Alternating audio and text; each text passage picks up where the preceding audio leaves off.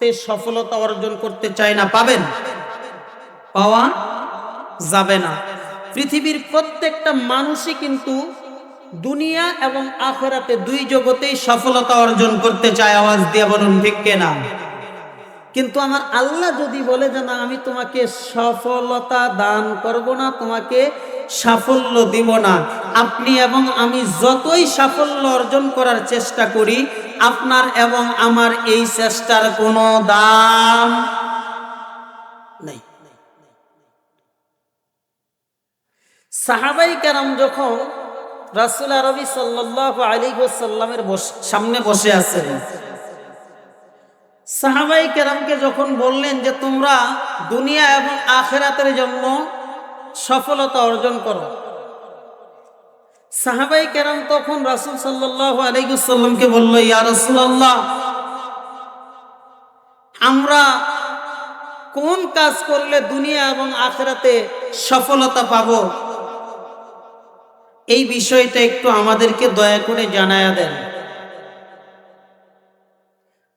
এই সময় আপনার আমার রহমতে আলম হাবিবে কিবরিয়া শাফাআতে কুবরা নবী মুহাম্মদুর রাসূলুল্লাহ সাল্লাল্লাহু আলাইহি ওয়াসাল্লাম বললেন, পাঁচটি গুণে দুনিয়ার জমিনের ভিতরে গুণান্বিত হবে যারা, আল্লাহর দরবারে দুনিয়া এবং আখিরাতে সফলতা পাবে তারা। আওয়াজ দিয়া বলি সুবহানাল্লাহ। এখন আমি আপনাদের কাছে জানতে চাই, এই পাঁচটা গুণ কি কি আপনার আমার সকলের জানার দরকার আছে না নাই? তাফসিরে জালালাইন, তাফসিরে মারিফুল কোরআন, তাফসিরে আশরাফুল বায়ান, তাফসিরে ইবনে কাসির, তাফসিরে তাফহিমুল কোরআন ও তাফসিরে রুহুল মানির ভিতরে আসে আল্লাহ তাআলা বলেন, ও হাবিব, আপনি দুনিয়ার জমিনের মানুষগুলোকে জানায়া দেন, আল্লাযীনা ইউমিনুনা বিল গায়ব।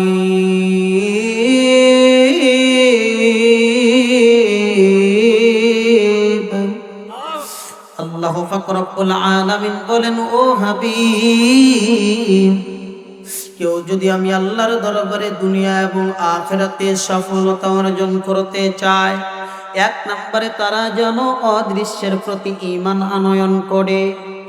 এ মুসলমান আল্লাহর গোলাম, অদৃশ্য কাকে বলা হয়?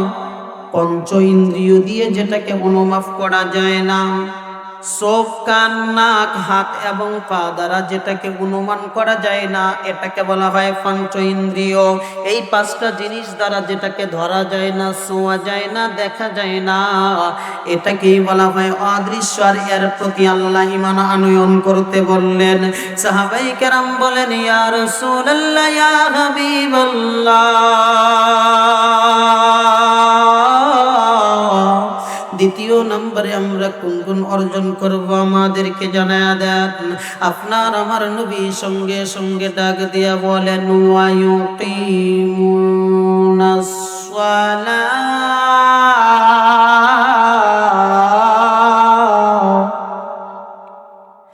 আপনার আমার নবী ডাক দিয়া বলতেছেন, আমার প্রাণের সাহাবীরা, ভালো করে শোনো, ভালো করে শোনো। দ্বিতীয় নম্বরে অদৃশ্যের প্রতি ঈমান আনয়ন করার পরে তোমরা সালাত কায়েম করবে।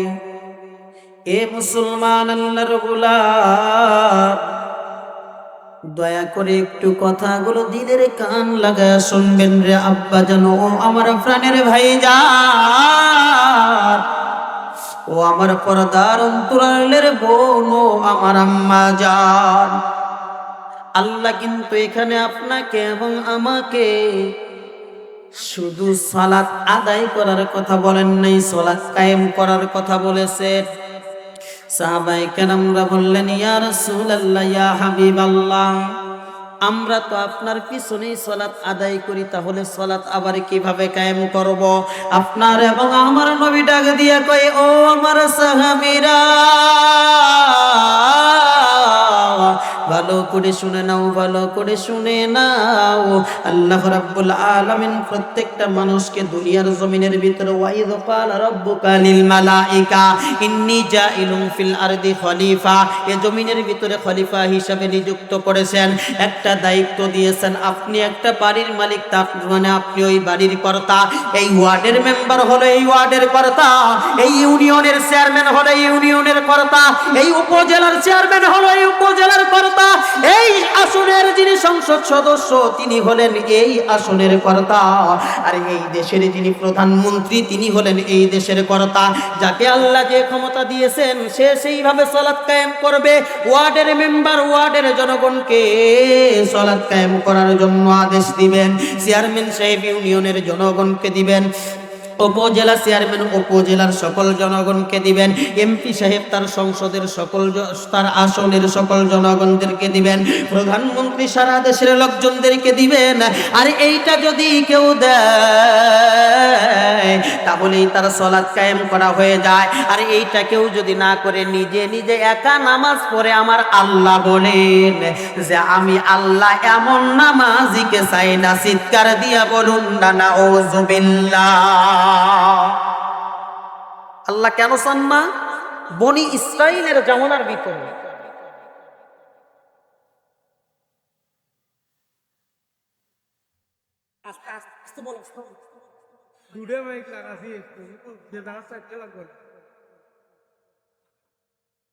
সাউন্ডটা কমায় দেন, সাউন্ডটা কমায় দেন, সাউন্ডটা কমায় দেন, সাউন্ডটা কমায় দেন। চিল্লা চিল্লির দরকার নেই। এ বাবা, এত তো চিল্লা চিল্লি করা যাবে না, আপনি ভদ্র ভাষায় বললেই হয়। আশ্চর্য বিষয়, মাথা কি এত গরম হলে হয় নাকি?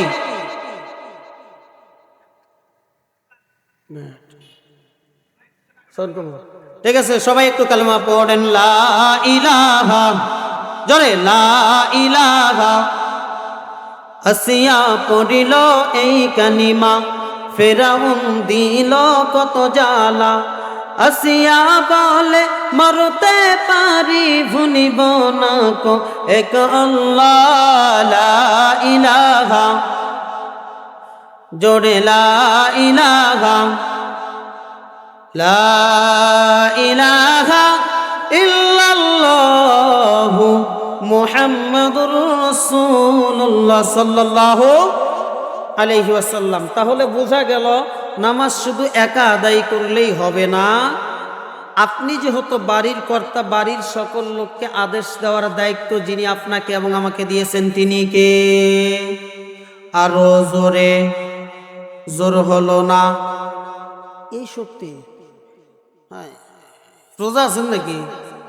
হ্যাঁ, তো রোজা নাই, এই শক্তি হলে তো চলবে না। মুসলমানের আওয়াজ শুনে গৌর গোবিন্দ বাংলাদেশ থেকে পালিয়েছে, মক্কার জমিনের কাফের বেঈমানেরা পালিয়েছে।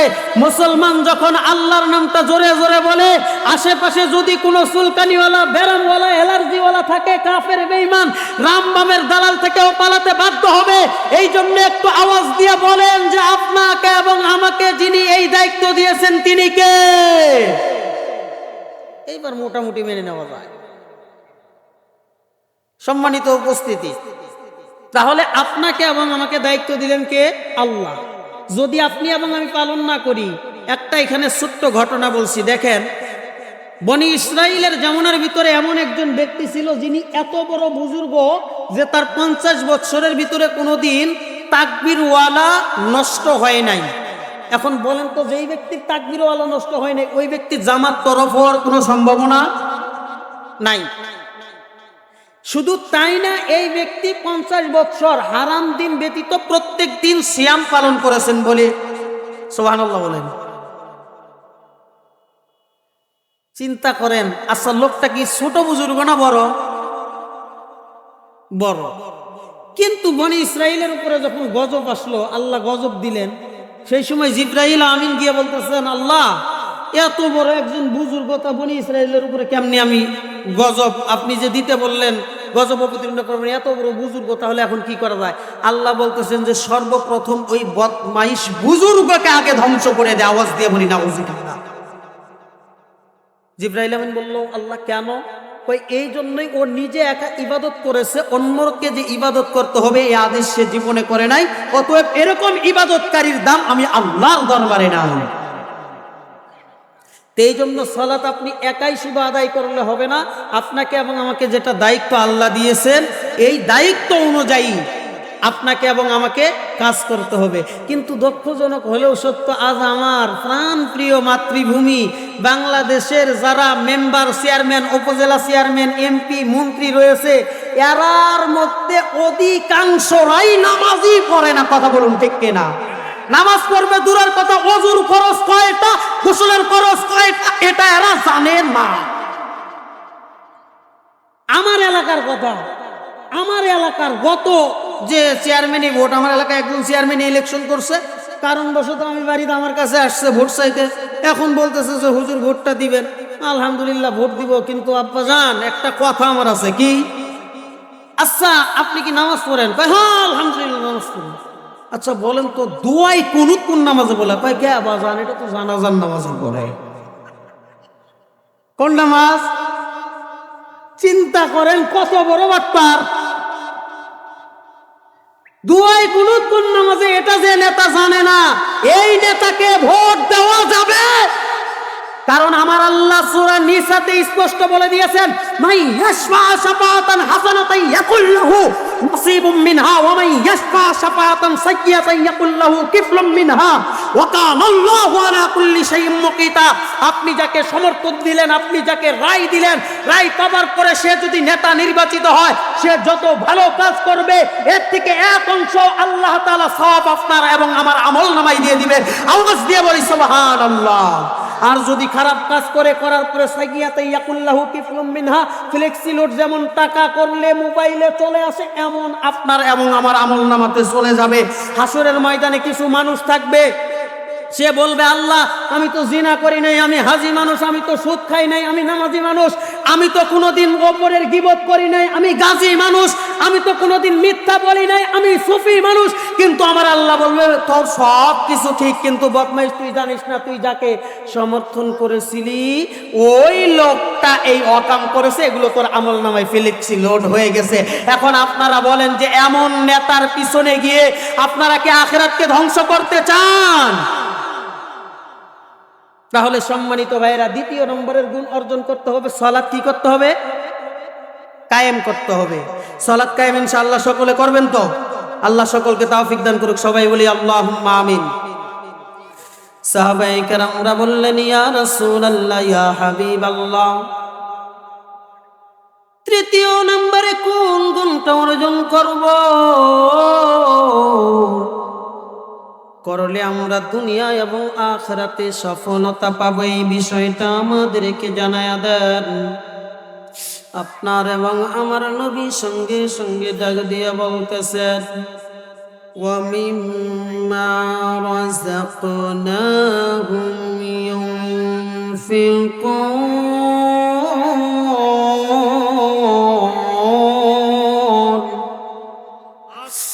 আল্লাহ পাক রব্বুল আলামিন বলেন, ও হাবিব আপনি তাদেরকে জানায়া দেন, তৃতীয় নাম্বার আমি আল্লাহ যে তাদেরকে রিজিক দিয়েছি, অর্থ দিয়েছি, সম্পদ দিয়েছি, এর থেকে যেন আমি আল্লাহর রাস্তায় তারা ব্যয় করে। কিন্তু দুঃখজনক হলেও সত্য রে মুসলমান, আল্লাহর গোলাম, আজ আমার বাংলার জমিনের ভিতরে অধিকাংশ অর্থ সম্পদওয়ালা মানুষরা আমার আল্লাহর রাস্তায় ব্যয় করতে চায় না, চায় না, চায় না। কিন্তু এরা শয়তানের পথে ব্যয় করতে দ্বিধা করে না। আওয়াজ দিয়া বলুন ঠিক কিনা? বাস্তব প্রমাণ। আজ আপনি একটা গরিব অসহায় এতিম মানুষের চিকিৎসার জন্য টাকা চেতে যান, এই পৃথিবীর জমিনে এমন কিছু বদমাইশ মার্কা বড়লোক মানুষ আছে যার পকেট থেকে 50 টাকার উপরে বের হবে না, কিন্তু ওই বদমাইশের কাছে আপনি আপনার গানের জন্য যান, সে 5000 দিতে দ্বিধা করবে না। কথা বলুন ঠিক কিনা? এমন মানুষ, সে যতই নিজেকে মানুষ বলে দাবি করুক না কেন, সে কোনোদিন মানুষ হতে পারে না। এ চতুষ্পদ জন্তুর চাইতেও নিকৃষ্ট নিকৃষ্ট নিকৃষ্ট। কথা বলুন ঠিক কিনা? এমন নিকৃষ্ট মানুষের সাথে মুসলমানের কোনো সম্পর্ক নাই। কারা কারা সম্পর্ক আল্লাহর সন্তুষ্টি অর্জনের জন্য এই নিকৃষ্ট মানুষের সঙ্গে রাখবেন না। দোয়া তুলে আমার আল্লাহরে দেখান। আল্লাহ কবুল করুন, সবাই বলি আল্লাহুম্মা আমিন। এমন মানুষ যদি যারা আল্লাহর রাস্তায় ব্যয় করতে কৃপণতা করে, সে হতে পারে টুপিওয়ালা, হতে পারে জুব্বাওয়ালা, হতে পারে নামাজি, কিন্তু আসলে এগুলো সে প্রকৃতপক্ষে আল্লাহর সন্তুষ্টির জন্য করে না। কারণ আল্লাহর সন্তুষ্টির জন্য যে করবে সে কখনো আল্লাহর পথে তার অর্থ বিলিয়ে দিতে দ্বিধা করবে না। আওয়াজ দিয়ে বলুন ঠিক কিনা? তাহলে তৃতীয় নম্বরে আপনাকে এবং আমাকে যে সম্পদ আল্লাহ দিয়েছেন এর থেকে কি করতে হবে? আপনার আমার অর্থ ব্যয় করতে হবে কোন রাস্তায়? জোরে, কোন রাস্তায়? আপনারা করতে রাজি আছেন তো? কারা কারা রাজি আছেন একটু দুহাত তুলে আল্লাহকে দেখেন। নারায়ে তাকবীর, নারায়ে তাকবীর। খুব একটা আরাম পাচ্ছি না, এমনিতেই গরম, তারপরেও যদি আওয়াজ হয় নরম তাহলে তো সমস্যা। কথা বলুন ঠিক কিনা? আল্লাহ আপনাদের সকলকে মর্দে মুজাহিদ হিসাবে কবুল করুন, সবাই বলি আল্লাহুম্মা আমিন। সাহাবায়ে কেরামরা বললেন, ইয়া রাসূলুল্লাহ, ইয়া হাবিবাল্লাহ,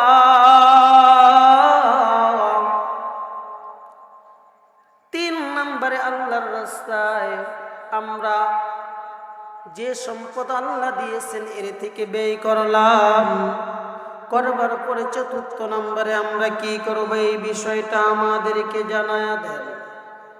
আপনার আমার নবী সঙ্গে সঙ্গে ডাক দিয়ে বলতেছেন, ওয়াল্লাযীনা ইউমিনুনা বিমা উনজিলা ইলাইকা ওয়া মা উনজিলা মিন ক্বাবলিক।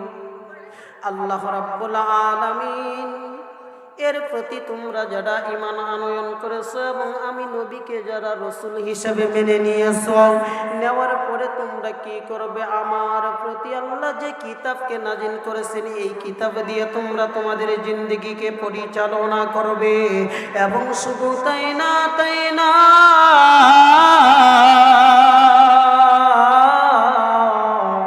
পূর্ববর্তী নবী রাসূলদের উপরে আল্লাহ যে কিতাব নাজিল করেছিল এর উপরেও তোমরা বিশ্বাস স্থাপন করবে। সাহাবায়ে কেরামরা বললেন, ইয়া রাসূলুল্লাহ, ইয়া হাবিবাল্লাহ। 5ম নম্বরে আমরা কি করব এই বিষয়টা আমাদেরকে জানায়া দেন। আপনার আমার নবী সঙ্গে সঙ্গে ডাক দিয়ে বলতেছেন, ওয়াবিল আখিরাতি হুম ইউকিনুন।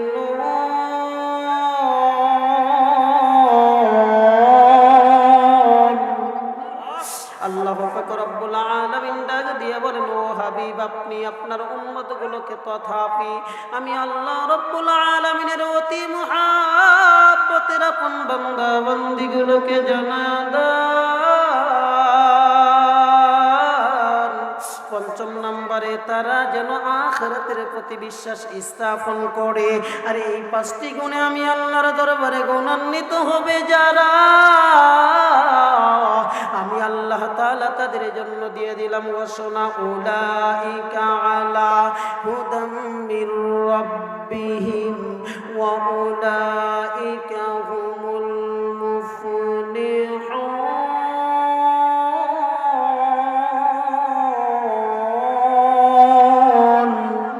আল্লাহ পাক রব্বুল আলামিন বলেন, ও হাবিব, আপনি দুনিয়ার জমিনের ওই সমস্ত 5 গুণওয়ালা মানুষদেরকে জানায়া দেন। কি জানায়া দিবেন? আমি আল্লাহর তাদেরকে সাধারণ মানুষ রাখি না, আমি আল্লাহ নিজে করলাম ঘোষণা, ঘোষণা, দুনিয়া এবং আখিরাতে তারা সফলকামী বান্দা বান্দি হয়ে যায়। শুধু সফলকামী বান্দা বান্দি হয়ে যায় না, আমার ওই বান্দা বান্দিরা আমি আল্লাহর আপন বন্ধু হয়ে যায়। এখন চিন্তা করে দেখুন তো দেখি, আল্লাহর আপন বন্ধু হওয়ার জন্য, দুনিয়া এবং আখিরাতে সফলতা অর্জন করবার জন্য এই 5টা গুণ আমাদের অর্জন করার দরকার আছে না নাই? এখানে একটা বিষয় বুঝতে হবে, আল্লাহ তাআলার রাসূল 4th নম্বরে যেই গুণের কথা বললেন, কি যে কোরআন দিয়ে জিন্দেগি কি করতে হবে? যাপন করতে হবে। দেখেন বর্তমান যুগে এই কোরআন দিয়ে জিন্দেগি যাপন করার কথা বললেই চুলকানি, অ্যালার্জি, জঙ্গিবাদী, মৌলবাদী, তার কোনো শেষ নাই। বিশেষ করে বর্তমানে মানে ইহুদি খ্রিস্টানেরা যতটা খারাপ, এর চাইতে বেশি খারাপ আমার এ বাংলার জমিনের ভিতরে কিছু আলখাল্লা টুপিওয়ালা জুব্বাওয়ালা হুজুর। কথা বলুন ঠিক কিনা? যদি বলেন যে হুজুর কেমনি, দেখবেন আপনারা সকলেই জানেন যে বাংলাদেশে বর্তমানে এমন কিছু সংসদ সদস্য পার্লামেন্টে আছে যারা সংসদে বক্তব্য দিতে গিয়েও আল্লাহর কোরআন থেকে সরাসরি বক্তব্য দেয়। আর এই বক্তব্য দেওয়ার কারণে বাংলাদেশের এমন কিছু হুজুর আছে, এরা তো খুব ভালো করে জানে এইভাবে যদি হুজুরেরা বক্তব্য দেয় তাহলে ব্যবসা আর চলবে। জোরে বলুন, ব্যবসা আর চলবে না। তার একটা প্রমাণ দেই। দেখেন গত কয়েকদিন আগে আপনারা সকলেই জানেন বাংলাদেশের একজন বিশিষ্ট ইসলামী চিন্তাবিদ, আন্তর্জাতিক খ্যাতিসম্পন্ন মুফাসসিরে কোরআন মুফতি আমির হামজা সাহেব, এই বেচারাটা একটা কথা বলেছেন যার কারণে তার নামে মামলাও হয়েছে। হবার পরে গ্রেফতারি পরোয়ানাও দিয়েছেন। এটা দেওয়ার পরে বাংলাদেশের কিছু হুজুর, ওই যে নামধারী, তারা নিজেদেরকে দাবি করে সুন্নি, যারা আসলে সুন্নি না, এরা হলো চোর এবং সুন্নি, এরা চোরাখোর, ইমাম চোর। তার মধ্যে অন্যতম গিয়াসউদ্দিন তাহিরি, আলাউদ্দিন জিহাদি, জহিরুল ইসলাম ফরিদি, হাসানুর রহমান হুসাইন নকশবন্দি এবং গাজী হাবিবুর রহমান রেজভী, আব্দুল মান্নান জিহাদি, এরকম যারা সুন্নি নামের কিছু আলেম রয়েছে, এই বদমাইশেরা মুফতি আমির হামজার বিরুদ্ধে লেগে গেছে এবং বলতেছে যে তাকে নাকি আরো অনেক আগে গ্রেফতার করা দরকার ছিল। এই কুলাঙ্গারের বাচ্চা কুলাঙ্গাররা জানে যে আল্লামা মুফতি আমির হামজা যদি সংসদে এইভাবে কথা বলে তাহলে আমাদের মাজার পূজা চলবে না, আমাদের ব্যবসায় লাল বাতি জ্বলে যাবে। এই জন্য তারা উল্টা পাল্টা কথা বলে। আর যারা এরকম একজন মুফতি এবং আলেমের ব্যাপারে, বিশিষ্ট দায়ীর ব্যাপারে উল্টা পাল্টা কথা বলে, তারা কোনোদিন আলেম হতে পারে না। এরা জালেম, শুধু জালেমি না, এরা হলো বেঈমান। বেঈমান কথা বলুন ঠিক কিনা? এই বেঈমানের সঙ্গে মুসলমানের কোনো সম্পর্ক নাই। এই বেঈমানদের সঙ্গে যারা সম্পর্ক রেখেছে এরাও কোনোদিন বেঈমান না, এরাও কোনোদিন ইমানদার না, এরাও বেঈমান। আর তাই বাংলার প্রধানমন্ত্রী তারেক রহমান সাহেবকে বলবো, এই মাজার পূজারি, কবর পূজারি, খাট পূজারি বন্ধদেরকে অতি দ্রুত আপনি আইনের আওতায় নিয়ে আসুন। আর যদি না নিয়ে আসেন, দেশের তৌহিদি জনতা যদি খেপে যায় তাহলে একটাকেও ছাড় দিবে না, কেটে কেটে জবাই করে কুত্তাকে দিয়ে খাওয়ানো হবে ইনশাআল্লাহ। কথা বলুন ঠিক কিনা? কারা কারা পারবেন দুয়া তুলে দেখুন। আর একবার দেখুন, মুসলমানের আওয়াজ এমন হলে চলবে না। মুসলমানের রক্ত থাকতে হবে গরম, আর মুসলমানের রক্ত হবে যখন গরম, মুসলমান পাবে না কোনো শরম, মুসলমান হবে না কখনো নরম, বাতিলেরা পথে থাকতে পাবে না কোনো জায়গা, ছেড়ে দিয়ে যাবে ভারত এবং দিল্লি, মুসলমান দেশটা পাবে ফাঁকা, কোরআন দিয়ে করবে রাজত্ব দেশে, অবশেষে মানুষ বসবাস করবে শান্তি এবং সুখেতে প্রবাসে। কথা বলুন ঠিক কিনা? সম্মানিত ভাইয়েরা, যে বিষয়টা বলতেছিলাম, তাহলে এই 5টা গুণ অর্জন করলে আপনাকে এবং আমাকে সফলতা যিনি দিবেন তিনি কে? আল্লাহ। এর মধ্যে 3য় নম্বরের গুণ আল্লাহর রাস্তায় কি করা। আল্লাহ আপনাকে এবং আমাকে যে সম্পদ দিয়েছেন, এই সম্পদ থেকে কি করতে হবে? ব্যয় করতে হবে। এখন সম্মানিত ভাইয়েরা, ব্যয় যদি আপনি এবং আমি না করি আল্লাহর রাস্তায়, এখন যদি কেউ বলে, আচ্ছা আপনারা মনে করেন এখানে যারা আছেন সম্মানিত ভাইয়েরা, আপনারা বললেন যে হুজুর আপনাকে খুব ভালোবাসি, কি করি? একটু কথা বলেন, কি করি? ভালোবাসি। আল্লাহর কি কাম, আমি যে গাড়ি নিয়ে আসছি, মাদারপুরে ওঠার আগে আমার গাড়ি উল্টে পড়ে যাওয়ার পরে আপনারা যায় আমার উপরে উঠে সমানে খোঁচাখুচি আর বলতেছেন হুজুর আপনাকে ভালোবাসি, হুজুর আপনাকে ভালোবাসি। আসলে এটা কি ভালোবাসা হবে? কথা বলেন, হবে? আচার জন্য না ভালোবাসা হবে? আসলে আপনি যদি আমাকে ভালোবাসেন, আপনি আমাকে কি করবেন, যেহেতু আমি উল্টে পড়ে গেছি সেখান থেকে উঠাবেন, যদি কোনো স্থানে আমার ক্ষত হয়ে থাকে এই ক্ষতটা পরিষ্কার করে দিবেন, আর করে দিলেই তো আমি বুঝবো যে আসলে আপনারা আমাকে ভালোবাসেন। কথা বলুন ঠিক কিনা? তো আল্লাহ যে বলেছেন আপনি যে সফলতা অর্জন করতে চান, আল্লাহ 5টা গুণ অর্জন করতে বলেছেন। যখন আপনি এই 5টা গুণ অক্ষরে অক্ষরে পালন করবেন, আল্লাহ তো তখনই বুঝবে যে বান্দা যেহেতু আমি আল্লাহর জন্য এই গুণগুলো অর্জন করতেছে, অতএব আমি আল্লাহ তো তাকে খালি ফিরিয়ে দিলে হয় না, অবশ্যই আমি আল্লাহ বান্দাকে সফলতা দান করব। কেমন সফলতা দান করব? আমি আল্লাহ শুধু তাকে আপন করে নিয়েই ক্ষান্ত হব না। হাদিসে কুদসির ভিতরে স্পষ্ট আছে, মান লাহুল মাওলা ফালাহুল কুল। বান্দা যখন আমি আল্লাহর হয়ে যায়, আমি আল্লাহ তখন আমার বান্দার হয়ে যায়। আমি আল্লাহর আমার বান্দার মাঝে কোনো ফারাক থাকে না। বান্দা যখন আমি আল্লাহর জন্য সবকিছু করে, আমি আল্লাহ তখন আমার বান্দার জন্য সবকিছু করি। আওয়াজ দিয়ে বলি সুবহানাল্লাহ। সম্মানিত ভাইরা, এখন বলুন তো দেখি, তাহলে আল্লাহর জন্য সবকিছু আমাদের করার দরকার আছে না নাই? আমার সেই আল্লাহ বলতেছেন কোরআনের সূরা তাওবার, যুবক ভাইরা, আচ্ছা যুবক ভাইরা যদি বাইরে থাকে, ইসলামের জন্য সবচেয়ে যারা বেশি কাজ করেছে তারা ছিল যুবক মানুষ।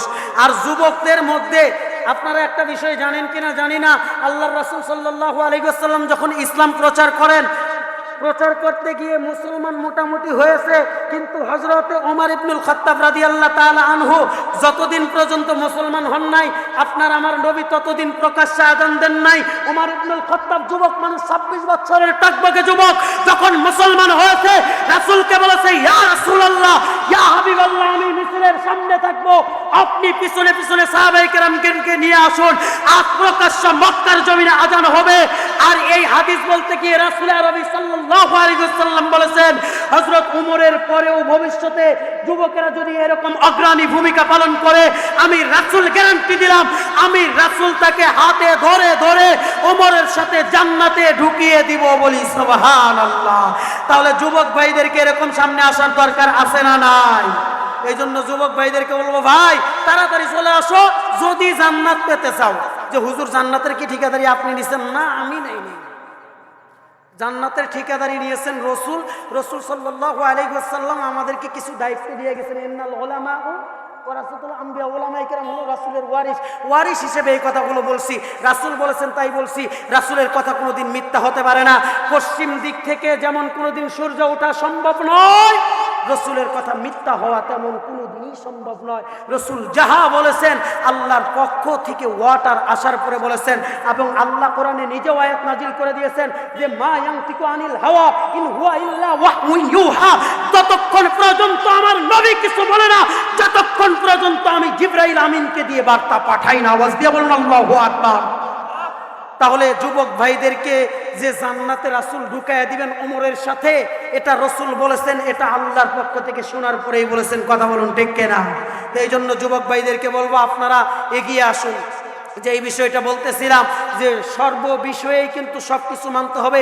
আমার আল্লাহ কোরআনুল কারীমের সূরা তাওবার 111 নং আয়াতে বলতেছেন, ইন্নাল্লাহা আশতারা মিনাল মুমিনিনা আনফুসাহুম ওয়া আমওয়ালাহুম বিআন্না লাহুমুল জান্নাহ ইউকাতিলুনা ফী সাবিলিল্লাহি ফায়াকতুলুনা ওয়া ইউকতালুন ওয়া'দান আলাইহি হাক্কান ফিত তাওরাতি ওয়াল ইনজিলি ওয়াল কুরআন। আওয়াজ দিয়ে বলুন আল্লাহু আকবার। আমি আল্লাহ মুমিনের জান এবং মাল ক্রয় করে নিয়েছি জান্নাতের বিনিময়ে। এখন তোমরা যদি জান্নাত পেতে চাও, জান্নাত দুইটাই আল্লাহর রাস্তায় বিলিয়ে দিতে হবে। আল্লাহ কিন্তু তৃতীয় নম্বরের গুণের ভিতরেও এই কথা বলেছেন যে মিম্মা রাযাকনাহুম ইউনফিকুন। আমি আল্লাহ যে সম্পদ, যে রিজিক তাদেরকে দিয়েছি, তার থেকে আমি আল্লাহর রাস্তায় তারা ব্যয় করবে। এই জন্য ও মুসলমান আল্লাহর গোলাম, আপনাদের এই মাহফিলটা এই ফুলকলি ব্লাড ব্যাংকের উদ্যোগে প্রত্যেক বছর হয়। আর এটা একটা রক্তদান সংস্থা, গ্রামের অনেক অসহায় গরিব মানুষের সহযোগিতা করা হয়। এই জন্য আপনাদেরকে এগিয়ে আসতে হবে। এমন কাজের সাথে যারা এগিয়ে আসবে, ছোট্ট একটা বিষয় আমি আপনাদেরকে বলি।